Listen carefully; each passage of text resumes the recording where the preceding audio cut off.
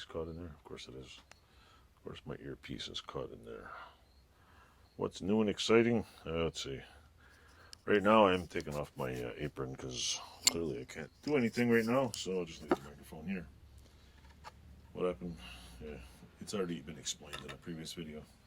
But what's not really a week ago, it's not just, I guess it'll be a, well, what do you call it? A little gabbity gab session since I don't know what else to make for tonight. What's new really with my shop? Next week I found I've seen them ages ago, but I never realized when I was watching Carl Fisher's video. Awesome channel, by the way. Japan's Customs. I think is it a, yeah, well, I know that's what it is, Japan's Customs. I don't think it's the name of his channel. So anyway, I know I was watching his channel, he had a die filer, and I'm like, you know what, I want one of those. So I found a cheap one that I'm going to go to somewhere in Albany, New York, pick up. And hopefully by the time I make another video next week, I'll have it in my possession. I'll show you. Why do I want a die filer? Because I have a job down here. I want to file corners. And I freaking goddamn hate using a hand. Like some things, a die file would be great. You can put it on there and just watch it file away. And there's one project that's been hiding under the bench that I've been dreading to finish because it's a lot of finishing work. And I'm like, you know what? That'll just help me out. So anyway, I'm going to, I don't know, some weird place in freaking, what do you call it? Middle of upstate or below Albany, New York, about an hour to get that. And where am I going to put it? Put it somewhere over there, or somewhere where I'm going to clean out over there and build a bench. And I realized I have an old, it's got to be at least 100-year-old sanding disc thing because it's patented in 1880 something. It's sitting over there on the floor. I'm like, why the hell didn't I think of it earlier? I could put it out here, but it doesn't have the front little, the front bed, the little tray where you put the stuff on. It's missing, so I might have to find a piece of, I don't know, like it's about 12 inches. I might have to find a 12 by 12 1-inch plate and probably maybe an inch thick, and possibly put it on my milling machine and buy a T-slot cutter and just slowly cut a couple of T-slots out. Or if anybody knows where to buy a small piece of slotted nut, maybe aluminum. I think I know you could buy I don't want aluminum though. I want a piece of steel. I want it heavy. Just because of that ding dong. But if anybody knows where I can buy slotted metal, whether it's not plastic, I need either aluminum or steel.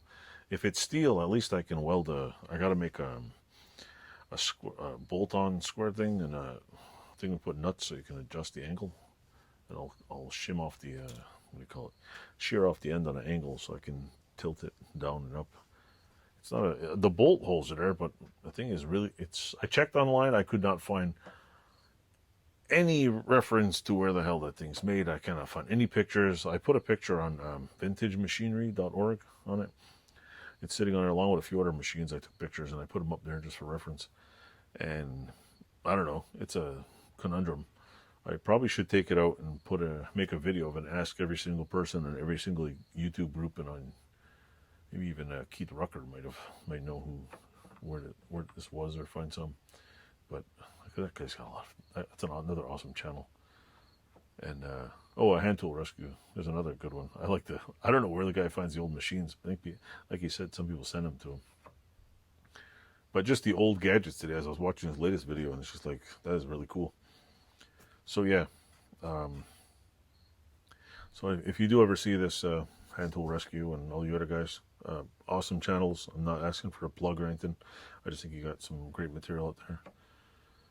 And yeah, so I'm going to try to get that done. I've been slowly cleaning. There used to be a big pile here. I'm slowly cleaning it out. I got to move all that crap around, and I got to find a way to go get at least 3 sheets of plywood without paying $50 delivery. Take a $50 delivery fee. So if I buy 3 sheets of plywood for $50 each, it's going to cost me $200. So I got to find somebody, a truck, who wants to get me 3 sheets of plywood. A friend of mine has a pickup truck. I'm just going to bother him with anything. He's always bugging me for shit. So I need, I think it's 1/2 inch. I think I have 1/2 inch plywood on the walls because, is it 1/2 inch or 5/8, 3/8? Either 3/8 or 1/2 inch. Why? Because gyprock sucks. And as much as they say gyprock is fireproof, you ever been to a fire with a gyprock house? The freaking house burns to the, basically burns to the ground, incinerates everything inside the gyprock. Just after we go hose it, the fire department goes hose it down. It's useless anyway. So you basically have to gut the entire building. Okay, like whoop-de-doo, you saved the building. Nothing inside was saved. There's just a big, giant torrent of fire. And these days, everything's made of plastic, so it's like this big, giant petroleum inferno with a wall that can withstand an hour of heat. Like, whoop-de-goddamn do. So it's kind of like all these fires. Scrapped out, you should just let it burn, other than saving people and trying to save some of their precious things that get mutilated in fire. I mean, I feel bad because it's like, I know what it's like losing stuff. But when it comes to like fire-wise, it's like, gyprock don't do shit. Plus, everything burns in here, I'm not gonna like, oh well. Lose a lot of nice tools on this shelf though, if it burns. A lot more, make all your tools more valuable, because after all mine disappear, you're leaving even less. I'll probably just clean them all off and put them back on the shelf. So anyway, that's the thing. What's going on right now. This isn't a weekly what's new, it's just a weekly blah. So thanks for watching. Toodles. Stay tuned, and thanks. If you're one of my 30 new subscribers in the last couple of weeks, awesome. You're to bomb.com. Also, if you've been watching my stupid short videos, yeah, I just keep making shorts because apparently it works. I've acquired over 200 subscribers by making some pretty silly shorts. I'm going to try to keep it channel oriented, but every now and then I'm like, oh, I want to throw this on the internet for the fun of it. So we all want that little viral video. It goes 8 million little views, and I'm like, oh, I wake up one morning, there's like 10,000 subscribers. I think that only happens in people's dreams, but it'd be nice, right? If any of you guys got a YouTube channel and you woke up one morning and you had like 30,000 subscribers and one of your videos went off the rails, that'd be pretty cool. I think it would be cool. It would help monetization and shit. Not that I'm not like, it's a goal. I mean, obviously you gotta have goals in life. It'd be nice to get monetized, make like $10 and buy more useless shit.